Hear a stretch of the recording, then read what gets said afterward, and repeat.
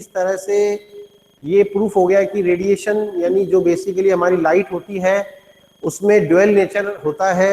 जो भी हमारे इलेक्ट्रोमैग्नेटिक वेव्स होते हैं उनका ड्यूअल नेचर होता है। उनमें रेडिएशन नेचर यानी वेव नेचर होने के अलावा उनमें पार्टिकल नेचर भी एग्जिस्ट करता है, और उसी पार्टिकल नेचर यानी फोटो नेचर का यूज करके हमने फोटो इलेक्ट्रिक इफेक्ट को एक्सप्लेन किया था, है ना। सो scientists thought that ki when the radiation can have dual nature, can show dual nature, means wave nature and particle nature, then is it possible for that particles to show dual nature?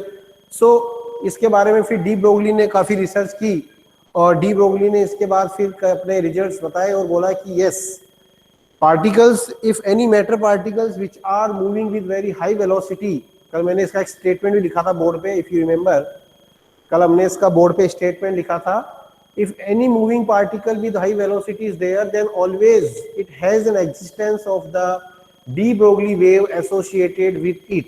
उसके साथ हमेशा क्या होता है, एक de Broglie wave का association होता है।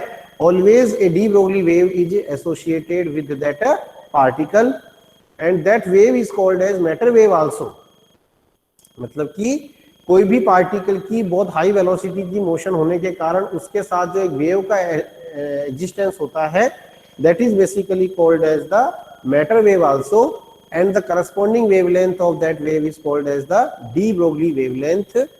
और कल हमने जब हमारी क्लास खत्म की थी तो हमने फोटोन का एग्जाम्पल लेके, हमने कल फोटोन का एग्जाम्पल लेके डी ब्रोगली वेवलेंथ, फोटोन की डी ब्रोगली वेवलेंथ हमने कल कैलकुलेट की थी students. That was coming like lambda equals to h upon m into c, where m is the mass of photon, dynamic mass, rest mass of the photon is always 0, and c is the velocity of photon, that is equal to the velocity of light also. Then we can write m into c equals to p, that is the momentum of the photon.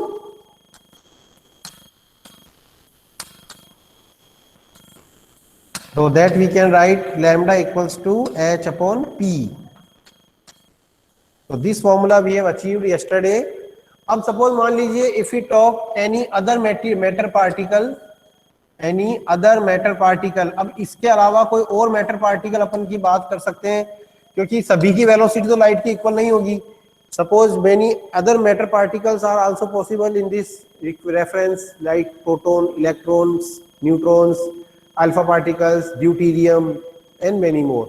तो इन particles की तो कुछ finite velocity होगी, मतलब velocity of light से थोड़ी कम होगी, ठीक है ना। तो अपन अब इस फॉर्मूले को अपन जनरलाइज कर देते हैं।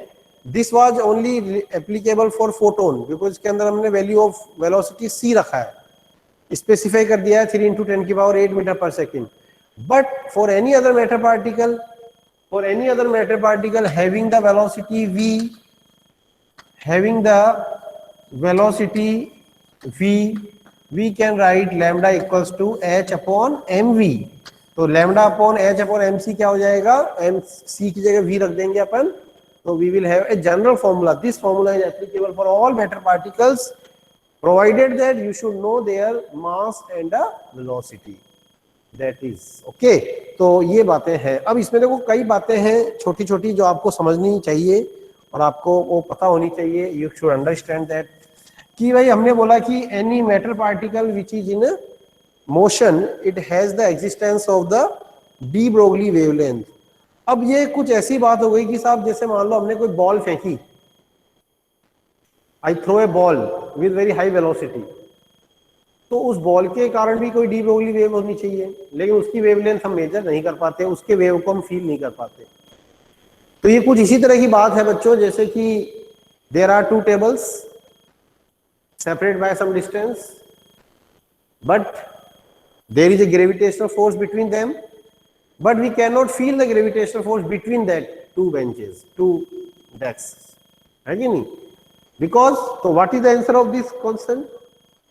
Why we cannot feel the gravitational force? So you should answer कि बोलो sir gravitational force is so much small that it is beyond our measurable limit, so we cannot feel it.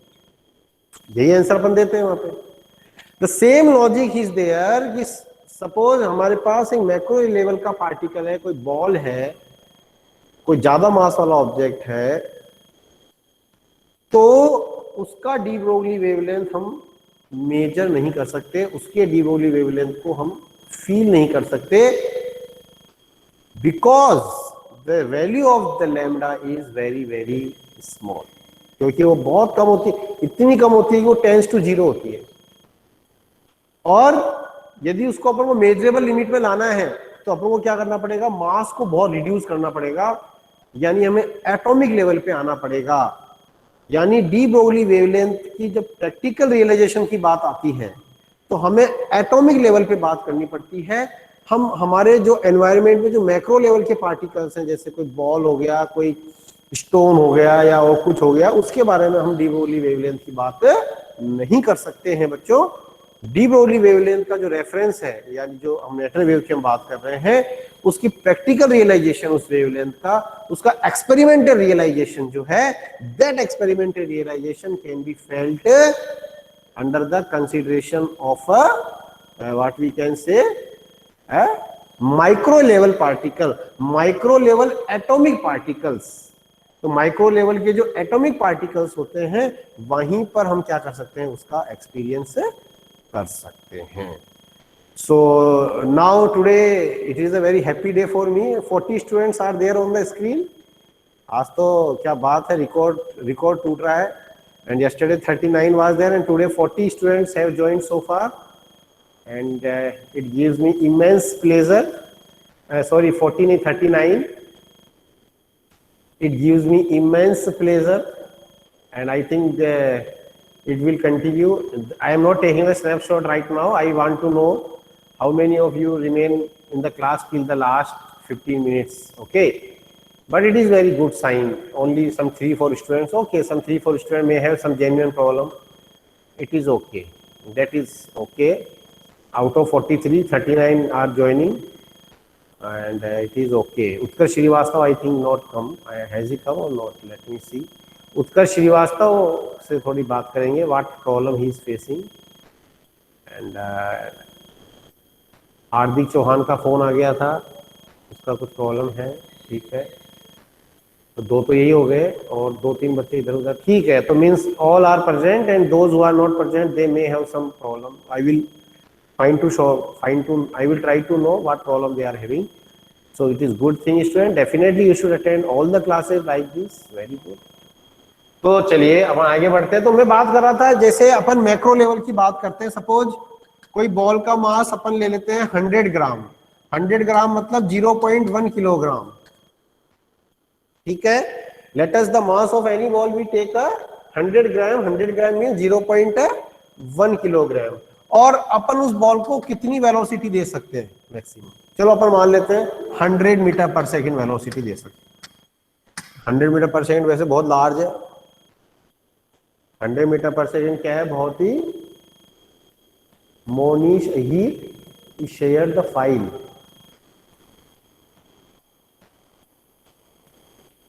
Jam file, अभी आप file share मत कीजिए बच्चों, ठीक है ना। What file you are sharing?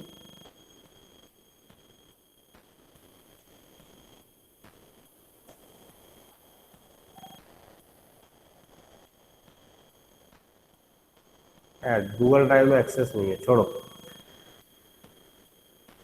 उत्कर्ष श्रीवास्तव का मैसेज आया, already join but your name was not coming my dear, and you are, I think your absent is marked for very long time. हाँ ठीक है मोनीश, गलती से हो गया, because Utkarsh Srivastava, okay I will talk you personally. तो velocity is 100 metre per second, so lambda equals to h is we can say 6.6 into 10 की power minus 34, और वेलोसिटी मास हम ले लेते हैं 0.1 और वेलोसिटी अपन ले लेते हैं 10 की पावर 2। तो अब ये आप ये सोचिए कि ये 10 की पावर 2 जो ऊपर जाएगा तो इसको और कम कर देगा, इसको और लेस कर देगा, 10 की पावर माइनस 36 कर देगा। देखो आप, अब बोले आप वेलोसिटी इंक्रीज करो 10 की पावर 3, 10 की पावर 3, हालांकि वो प्रैक्टिकल नहीं है, फिर भी अपन अज्यूम करते हैं, चलो हमने कोई ऐसी मशीन बना ली जो उस बॉल को 10 की पावर 4 मीटर पर सेकंड से फेंक सकती हो, ऐसी को अपन ने इमेजिन कर ली मशीन, मान लो। फिर भी तो भी आप देखो ना, तो भी आप सपोज यू पुट 10 की power 4, then it become more less, और लेस हो जाएगा, 10 की पावर माइनस 38 हो जाएगा। जबकि हमारी जो मेजरेबल लिमिट होती है कोई भी डिस्टेंस की, वो 10 की पावर माइनस 50 मीटर के ऊपर नहीं है। मतलब हमारे जो भी इंस्ट्रूमेंट्स आज की तारीख में अवेलेबल हैं बहुत प्रिसाइज लेवल पे लेबोरेटरीज में, रिसर्च एरियाज में, वो 10 की पावर माइनस 50 मीटर तक की डिस्टेंस को मेजर कर सकते हैं। और ये डिस्टेंस आ रही 10 की पावर माइनस 34, 36, 38 मीटर, तो टेंस टू जीरो। 10 की power minus 38 is tends to zero definitely. बहुत कम wavelength, very very less, negligible, not measurable. जैसे हम बोलते हैं ना, दो डेस्क या दो बुक्स के बीच में ग्रेविटेशनल फोर्स लग ही नहीं रहा है, लग तो रहा होगा लेकिन वो टेंस टू जीरो है, बहुत ही कम है, वो फील नहीं हो रहा है, वेरी वेरी लेस, उसका मैग्नीट्यूड बहुत कम है। अब आपको यदि यहाँ पे सीधी सीधी बात है कि इस पावर को यदि कम करना है तो नीचे वाली पावर कुछ क्या होनी चाहिए, इस तरह की होनी चाहिए, -31 या -27, ये नेगेटिव पावर यहाँ ज्यादा होनी चाहिए। अब ये नेगेटिव पावर इसको ऊपर करके पॉजिटिव बन के आएगी, इसकी नेगेटिवनेस को कम करेगी, मतलब ये हमारी मेजरेबल लिमिट में आएगा। मतलब हमें क्या करना पड़ा, मास को बहुत कम करना पड़ा। समझ आ रही मेरी बात? आई थिंक हमको क्या करना पड़ा, मास को हाईली लेवल पे जाके रिड्यूस करना पड़ा, तब जाके वो लैम्बडा हमारे मेजरेबल लिमिट में आई। तो मैंने आपको ये बात इसलिए समझाई है ताकि कई बच्चों के मन में ये क्वेश्चन आता है कि डी ब्रोगली वेवलेंथ मतलब कोई भी पार्टिकल बहुत हाई वेलोसिटी से मोशन कर रहा है तो बोले फिर हमें नॉर्मल लाइफ में वो क्यों नहीं नजर आती है। तो उसका जवाब मैंने आपको यहाँ दिया है कि प्रैक्टिकली मेजरेबल लेवल पे जब हम बात करते हैं तो de Broglie wavelength can be measured only for the micro particles, जो atomic particles, subatomic particles, proton, electron, neutrons, deuterons, इनके लिए ही अपन मेजर कर पाते हैं, क्योंकि उनका मास आपका इतना नेगेटिव पावर में होता है कि वो आपका जो लैम्बडा है इस h/p, तो h/p को एनालिसिस करोगे तो काफी सारे डाउट जो है वो आपके क्लियर हो जाएंगे। आएगी नहीं बात समझ में? If you will analysis the lambda equals to h/p। ठीक है, तो एक तो ये बात हो गई। ठीक है, तो माइक्रो लेवल पार्टिकल के लिए ही ये इंप्लीमेंट होता है। फिर अपन एक बात और कर सकते हैं कि suppose in terms of kinetic energy, de Broglie wavelength lambda in terms of kinetic energy, तो in terms of kinetic energy if I want to write, तो I know that kinetic energy k ले लेते हैं, चलो k equals to half mv², और I can write m²v² upon 2m, और I can write k equals to p² upon 2m, और I can write p equals to √2m k। तो हमारा lambda क्या हो गया इन terms of kinetic energy, √2m k h/, में ये लो। तो ये भी हमने थोड़ा इसको, हमारा बेस फॉर्मूला तो यही है, लैम्बडा इक्वल्स टू h/mv और लैम्बडा इक्वल्स टू h/p, यही हमारा बेस फॉर्मूला है। But we have reduced this formula into lambda equals to h/√2mk, where k is the kinetic energy. Yes, k is the kinetic energy of the particle. Which particle, जिस particle की अपन D Broglie wavelength ले रहे हैं उस particle की kinetic energy k हमने लिए, और then we can find out the de Broglie wavelength. अब आप यहाँ पे देख सकते हैं कि कोई भी पार्टिकल का मास यदि कांस्टेंट है, कोई भी पार्टिकल का मास यदि कांस्टेंट है तो उसका जो लैम्बडा है that will be inversely proportional to its kinetic energy. Suppose आप इलेक्ट्रॉन की बात कर रहे हो, now you have got 2 electrons, both the electrons have same mass, both the electrons have same mass, obviously same mass ही होगा, electron है तो मास कांस्टेंट हो गया। Now one electron is moving with 10 की पावर 6 मीटर पर second velocity, another electron is moving 10 की power 7 metre. So electron having more velocity, more kinetic energy will have less de Broglie wavelength। ये भी थोड़ा आपको मतलब हमने इस फॉर्मूले को एनालिसिस करना सीखना है, क्योंकि ऐसे ही क्वेश्चंस आजकल बोर्ड में आ रहे हैं, फॉर्मूले को डायरेक्ट ना पूछ के उस फॉर्मूले में से क्या क्या और आप बातें निकाल सकते हैं अपने दिमाग के सोच के आधार पे। अपने दिमाग के सोच के आधार पे अपने माइंड को थिंकिंग लेवल इंक्रीज करके आप किस तरह से और फॉर्मूले यहाँ पे निकाल सकते हैं, that questions are basically needed now in coming exams. So यहाँ पे more kinetic energy means less de Broglie wavelength, less kinetic energy means more de Broglie. मतलब आप इसमें ये समझ सकते हैं कि काइनेटिक एनर्जी यदि मान लो कम होगी तो कंप्रेशन एयर फ्रैक्शन यानी वो ज्यादा फैलेगी, वेव ज्यादा फैलेगी तो कंप्रेशन एयर फ्रैक्शन ज्यादा डिस्टेंस तक जाएंगे तो लैम्डा बढ़. यस, बोलो Varsha, you want to say something. किसी की आवाज आई, किसकी आई? वर्षा जैसी. Varsha, did you say something? Anybody want to say something? Then you can say. Any doubt is there? I heard some sound now. Okay, now everybody shut down now. Nobody is asking anything. If you want to ask anything, then you can unmute. I don't have any objection. But other than this, you should mute your mic so that your surrounding voice of your house should not come to the our class. Okay, if without any purpose you remain unmuted, then your आपके घर में भी जो बात हो रही है, आपके घर में जो खटखट हो रही है, वो सारी माइक में आती है. और okay, by mistake your mic got unmute. Okay, that's no problem, but ठीक है. But even I even if you want to unmute you can unmute, but for asking anything और फॉर एनी डाउट्स और any talk you want to make with me. And before you unmute yourself, you just make sure that surrounding there is no sound surrounding yourself.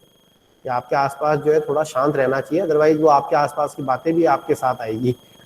ये online system में थोड़ा सा चलता ही रहता है. चलो कोई बात नहीं.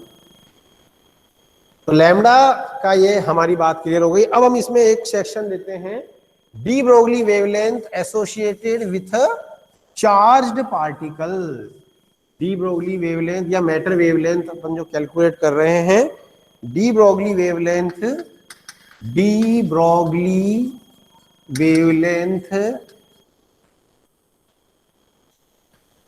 एसोसिएटेड विथ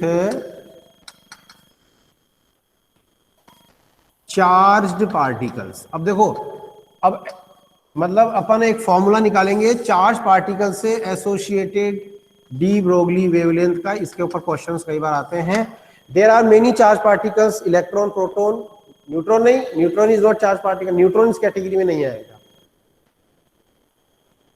कि चार्ज पार्टिकल्स को अपन एक्सेलरेट करना है, तो सीधी सी बात है स्टूडेंट, चार्ज पार्टिकल की डी ब्रोगली वेवलेंथ हमें निकालनी है. इलेक्ट्रॉन, प्रोटॉन, ड्यूटेरियम इसमें आ सकता है, अल्फा पार्टिकल इसमें आ सकता है, बीटा पार्टिकल इसमें आ सकता है, गामा नहीं आ सकता, गामा का चार्ज 0 होता है, गामा तो इलेक्ट्रोमैग्नेटिक वेव है. और न्यूट्रॉन भी नहीं आ सकता. ठीक है, उनका अलग डिस्कशन करेंगे अपन, डोंट वरी. तो if any charge particles are there, then the charge particles can be accelerated by applying the electric field voltage, electric voltage. मतलब सबसे पहले हम जब डी ब्रोगली वेवलेंथ की बात कर रहे हैं तो we expect that this charge particle should be in a, that charge particle should be in the motion, high motion में होना चाहिए, हाई वेलोसिटी वाली मोशन में वो चार्ज पार्टिकल आपका होना चाहिए. तो उसको हाई वेलोसिटी वाली मोशन में होने के लिए हमने उसको एक्सीलरेट करना पड़ेगा, उसको एनर्जी देनी पड़ेगी. We have to provide some kinetic energy to that charge particle. So for providing the kinetic energy to the charge particle, we have to apply some electric field, electric potential. मतलब उस charge particle को अपन क्या करेंगे, किसी potential में रखेंगे, किसी voltage reason में रखेंगे, और किसी वोल्टेज रीजन में रखेंगे, then definitely that charge particle will gain some type of kinetic energy from that voltage region. तो जिस वोल्टेज में उसको रखा जाएगा चार्ज पार्टिकल को, उसको बोलते हैं एक्सीलरेटिंग वोल्टेज, क्योंकि that accelerating voltage is basically increasing the velocity of that particle. तो let accelerating voltage of charge, accelerating voltage applied to charge particle, accelerating voltage applied to the charge particle is V.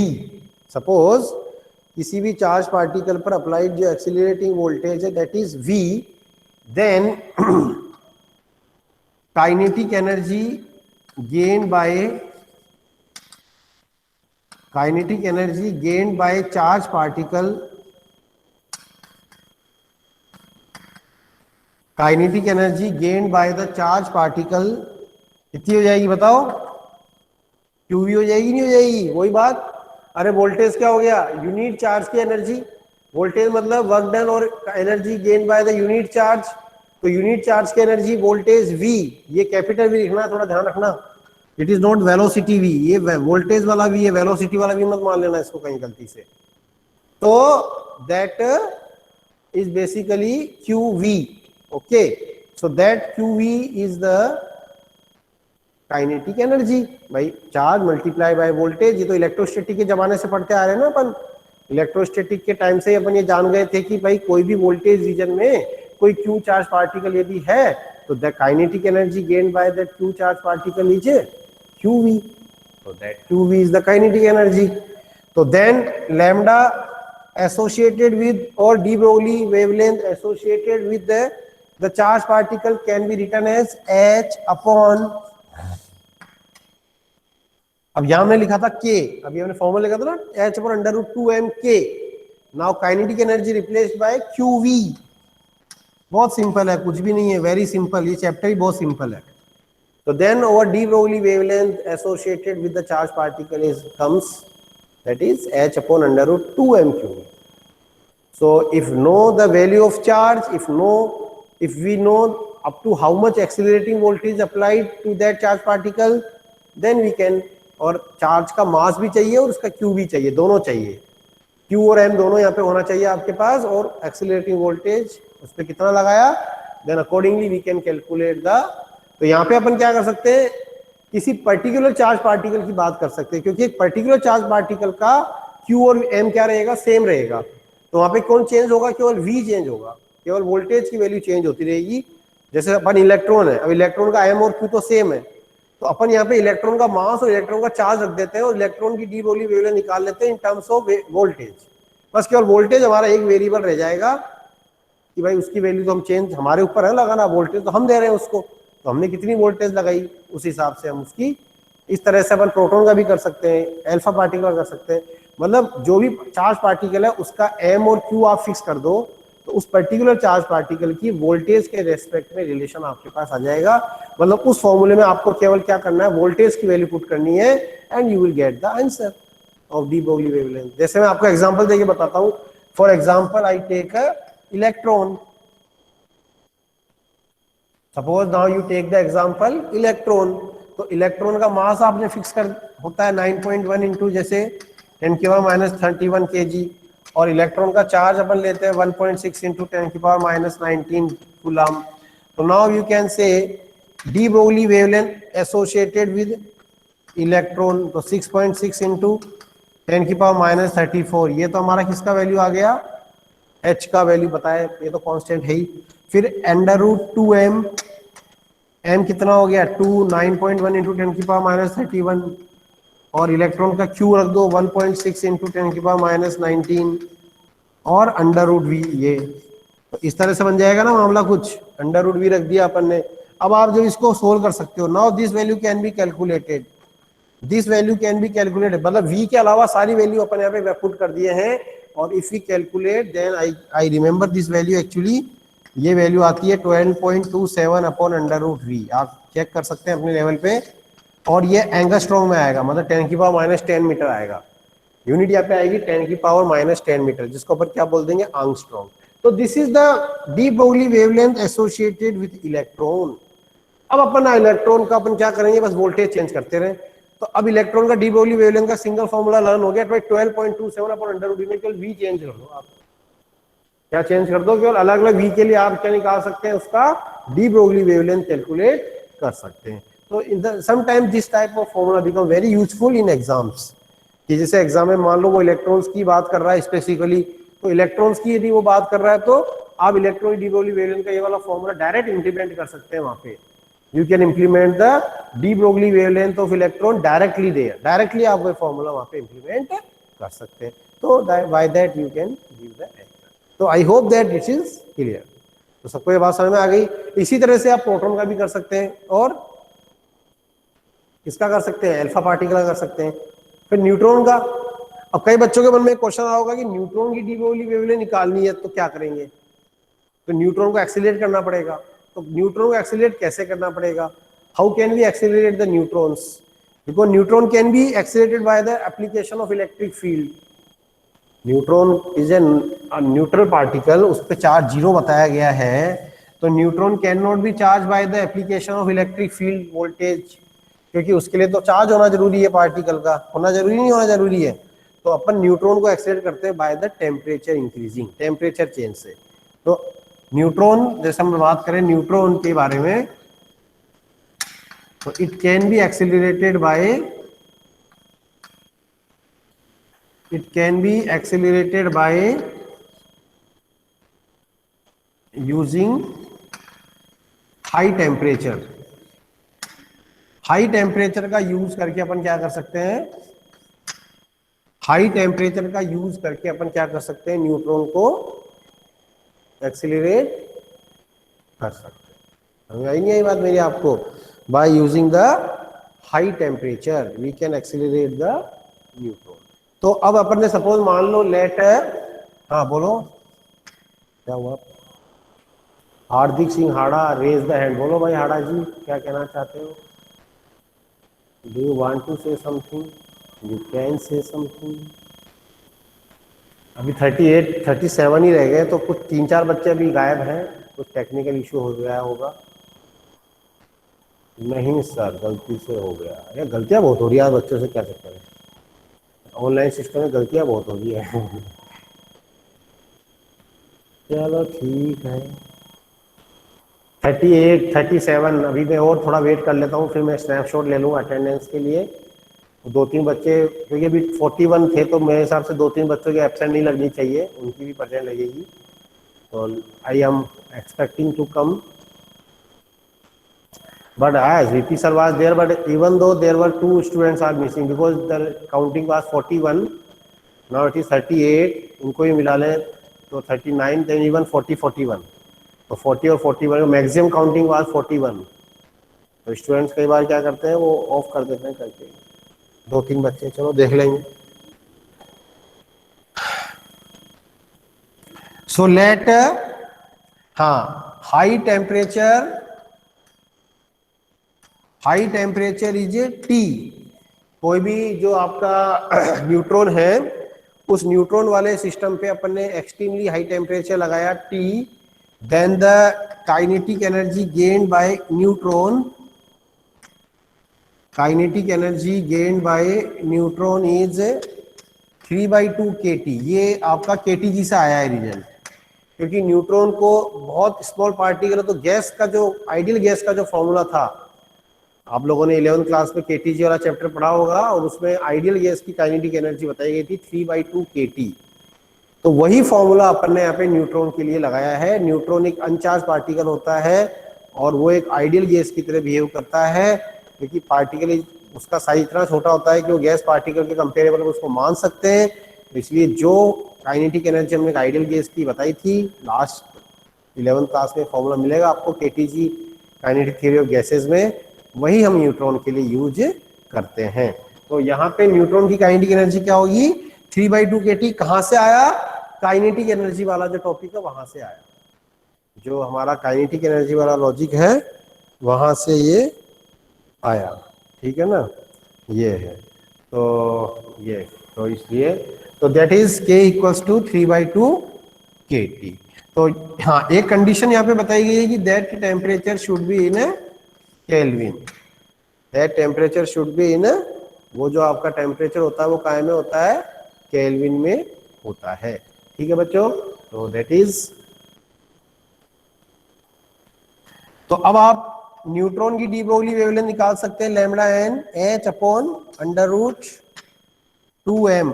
यहाँ पे मास किसका आएगा, neutron का, और neutron की kinetic energy 3/2 kT, 2 से 2 cancel, then we can write the de Broglie wavelength of neutron 3m kT, this is the, हाँ के बारे में तो पता ही होगा ना, या बताऊं, बोल्ट्जमान कांस्टेंट, स्मॉल के it is the Boltzmann constant, ठीक है। ये भी था 11 में, R/N बोल्ट्जमान कांस्टेंट 1.38 × 10⁻⁻23 है, यही वैल्यू थी क्या, या मैं गलत तो नहीं बोल रहा, वन मुझे याद तो यही आ रही वैल्यू। तो वैसे तो आप चिंता मत करिए, वैसे याद कर लेना चाहिए, लेकिन फिर भी याद नहीं हो तो भी कोई बात नहीं। जो स्टैंडर्ड पेपर होते हैं बोर्ड एग्जाम के और कॉम्पिटिटिव एग्जाम में, उनमें सारे कांस्टेंट वैल्यू पहले गिवन होती है, टॉप में पेपर पे पहले ही, पेपर के स्टार्टिंग में ही आपको सारे कांस्टेंट दिए हुए होते हैं। तो Boltzmann constant is universal constant 1.38 × 10⁻⁻23 joule पर केल्विन, इसका वैल्यू बताया गया है।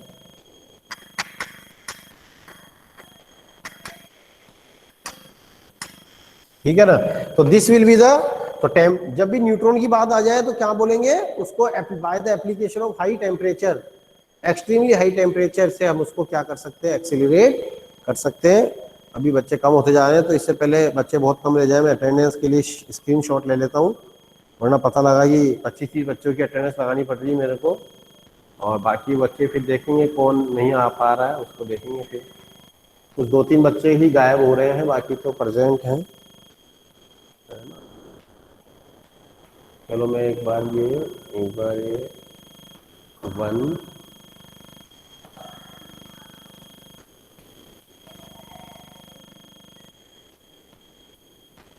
This is 2, and this is 3.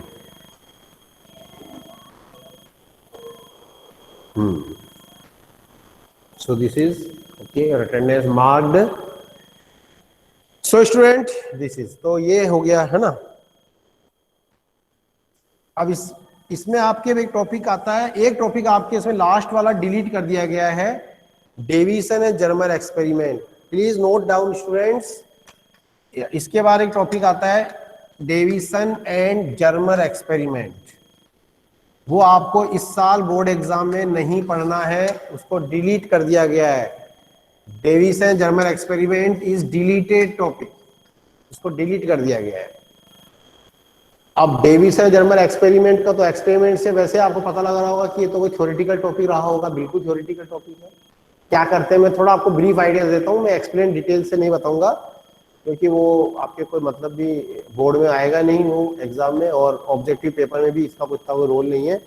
फिर भी मैं आपको इसका एक ब्रीफ आइडिया दे देता हूँ, बाकी आप लोग चाहो तो अपने इंटरेस्ट के लिए पढ़ लेना बुक से। वैसे बोर्ड में ये नहीं आएगा, एग्जाम में नहीं आएगा, हमारे स्कूल एग्जाम में भी नहीं आएगा, डिलीटेड टॉपिक में ये है इस बार, Davisson and Germer experiment. Actually क्या होता है, अभी हमने बताया कि dual nature of particle, dual nature of particle को एक्सपेरिमेंटली प्रूफ करने का तरीका होता है डेविसन एंड जर्मर एक्सपेरिमेंट। मतलब डेविसन जर्मर एक्चुअली साइंटिस्ट लोगों के नाम है।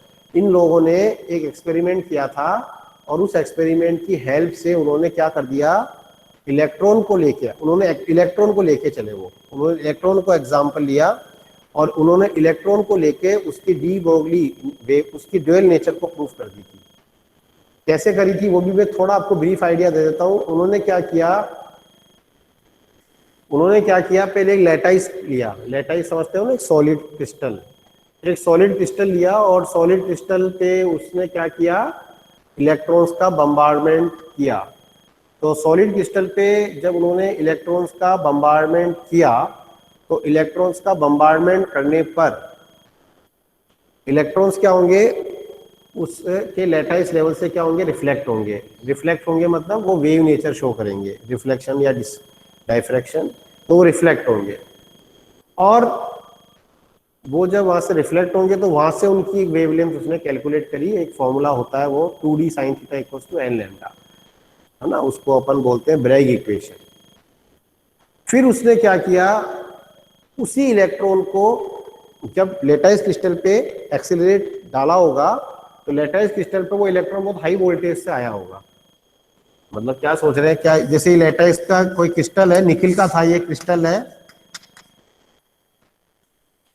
इसके ऊपर हाई वोल्टेज से इलेक्ट्रॉन बीम डाली उसने, बहुत हाई वोल्टेज वाली, एक हाई वोल्टेज वाली इलेक्ट्रॉन बीम उसने क्या करी, इसके ऊपर डाली। तो ये हाई वोल्टेज वाली इलेक्ट्रॉन बीम उसने जब यहाँ डाली तो दो काम उसने देखे कि भाई ये रिफ्लेक्ट हो रहा है, तो यहाँ से वेवलेंथ कैलकुलेट करी। एक वेवलेंथ तो कौन सी कैलकुलेट करी, जब वो लेटाइस लेवल से रिफ्लेक्ट होता है, समझ में आ रही होगी मेरी बात थोड़ी बहुत तो। और एक उसने हाई वोल्टेज से की तो उसने एक फॉर्मूला लैम्डा इक्वल्स टू, अब इलेक्ट्रॉन के लिए पर क्या लिख सकते हैं 12.27 अंडर रूट वी, अभी बताया मैंने। एक इस फॉर्मूले में उसने वी वोल्टेज, उसने वोल्टेज फिक्स कर दिया, उस वी वोल्टेज की वैल्यू यहाँ रख के उसने लैम्डा निकाली, और एक लैम्डा उसने निकाली रिफ्लेक्शन होने से, और दोनों लैम्डा क्या आ गए, अप्रोक्सीमेटली इक्वल आ गए। दोनों वेवलेंथ क्या आ गए, अप्रोक्सीमेटली एक दूसरे के इक्वल आ गए। और उसने बोला यार देखो ये दोनों वेवलेंथ एक दूसरे के इक्वल आ गए, तो इसका मतलब ये जो इलेक्ट्रॉन जो बेसिकली एक पार्टिकल है, ये वेव नेचर भी शो कर रहा है। मतलब इस तरह से उसने क्या किए, दो अलग अलग फिनोमिना डिस्कस, मतलब उसने इस एक्सपेरिमेंट में इलेक्ट्रॉन की दो फिनोमिनाओं को शो किया, एक तो डिफ्लेक्शन और एक पार्टिकल नेचर, और दोनों की वेवलेंथ करस्पॉन्डिंगली, एक वेवलेंथ कैलकुलेट की उसने डी ब्रोगली फॉर्मूले से, और दूसरी उसने कैलकुलेट की रिफ्लेक्शन फॉर्म फिनोमिना से, और दोनों को अप्रोक्सीमेटली इक्वल आ गई, बहुत कम डिफरेंस आया इस तरह से, और that we can say that की there is a dual nature of electron. तो इसमें मैंने मोटी मोटी बात आपको थोड़ी बता दी है, बाकी इसका डिटेल ये तो बिल्कुल ही हमारे सिलेबस से हट गया है। तो बस इसके पहले जो मैंने पढ़ाया था अभी न्यूट्रॉन का डी, वहीं तक का हमारा ये सिलेबस इस चैप्टर का रह गया है। एक्चुअली ये इस चैप्टर का लास्ट टॉपिक रहता था हमेशा, Davis Germer experiment was the last topic of this chapter. एक और मैं बता दूं, एनसीईआरटी में अनसर्टेनिटी प्रिंसिपल दे रखा है, हाइजेनबर्ग अनसर्टेनिटी प्रिंसिपल, वो भी हमारे सिलेबस से इस बार नहीं, वो तो 2-3 साल पहले ही हटा दिया गया था। और अनसर्टेनिटी प्रिंसिपल मुझे लगता है आपको पता होना चाहिए, क्योंकि केमिस्ट्री में शायद आप पढ़ते रहते हैं उसको। तो अनसर्टेनिटी प्रिंसिपल भी फिजिक्स में आप भले छोड़ सकते हैं, इस चैप्टर में फटाफट बता देता हूँ लाइन में कि भाई कोई भी पार्टिकल होता है माइक्रो लेवल पे, इलेक्ट्रॉन प्रोटॉन जैसा, उसकी पोजीशन और मोमेंटम को हम एक साथ प्रिसाइसली डिसाइड नहीं कर सकते। मतलब हम यदि इलेक्ट्रॉन की पोजीशन को प्रिसाइसली डिफाइन कर लेंगे तो मोमेंटम में एरर आ जाएगा, मतलब उसकी मोमेंटम को हम नहीं कर पाएंगे प्रिसाइसली डिफाइन, और यदि मोमेंटम को प्रिसाइसली डिफाइन कर लेंगे तो उसकी पोजीशन में एरर आ जाएगा। इस तरह से हाइजेनबर्ग अनसर्टेनिटी प्रिंसिपल, ये भी हमारे कोर्स में हटा दिया गया है, 2 साल पहले ही हटा दिया गया है, और डेविस जर्मर एक्सपेरिमेंट को इस बार हटा दिया गया है। अब ये हमारा चैप्टर बचता है केवल जो अभी मैंने पढ़ाया था, जस्ट इससे पहले वाला टॉपिक वहीं तक। तो इसका मतलब ये चैप्टर हमारा खत्म हुआ। छोटा सा चैप्टर था, बेचारा नन्ना मुन्ना, मैंने पहले बोल दिया था छोटे छोटे चैप्टर हैं 3, जल्दी से हो गया 3-4 क्लास के अंदर ही। और अब इसके न्यूमेरिकल्स जो है हम करा देंगे एक तो, वैसे मैंने फोटो इलेक्ट्रिक, इसके न्यूमेरिकल बहुत सिंपल है, डाइल्यूट न्यूमेरिकल्स है।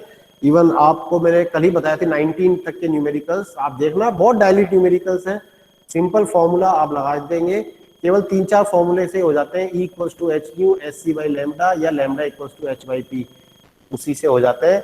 और फोटो इलेक्ट्रिक इफेक्ट के न्यूमेरिकल में भी 2-3 फिक्स फॉर्मूले हैं, वर्क फंक्शन का एच न्यू नॉट, एक फोटो इलेक्ट्रिक इक्वेशन जो बताई थी मैंने, और एक वो आपका स्टॉपिंग पोटेंशियल वाला जो बताया था मैंने, half m v square equals to e v naught. बस ये कुल मिला के पूरे चैप्टर में कुछ 6-7 फिक्स फॉर्मूले हैं, इन्हीं को लगाने से हमारा आंसर्स क्वेश्चंस हो जाते हैं। बड़े सिंपल डाइल्यूटेड क्वेश्चंस है, ज़्यादा हार्ड क्वेश्चंस नहीं है, फिर भी आप लोग प्रैक्टिस करें, मैं भी करा दूंगा, ऐसी बात नहीं है। और फिर एक चैप्टर इसमें बाद आएगा एटम, तो हम मतलब आने वाले 8-10 दिन के अंदर एटम और न्यूक्लियाई दोनों को ही फिनिश कर देंगे। तो एटम और न्यूक्लियाई फिनिश होने के बाद हमारा रह जाएगा केवल 2 chapter, what is called wave optics and semiconductor. Yes, तो स्टूडेंट्स डेफिनेटली हम सिलेबस कंप्लीशन की तरफ बढ़ रहे हैं, हालांकि अभी टाइम है कंप्लीट होने में थोड़ा, लेकिन वी आर रीचिंग अहेड, हम नज़दीक आ रहे हैं धीरे धीरे उसके। और आप भी अब थोड़ा ऑनलाइन से बहुत दिन ऑनलाइन पढ़ रहे हैं, तो आप भी अपनी पढ़ाई को कंटिन्यू रखें, ठीक है। और थैंक यू स्टूडेंट्स, आज की क्लास यहीं तक। तो हमारा टाइम भी देखो 10:48 बता रहा है टाइम, ओके।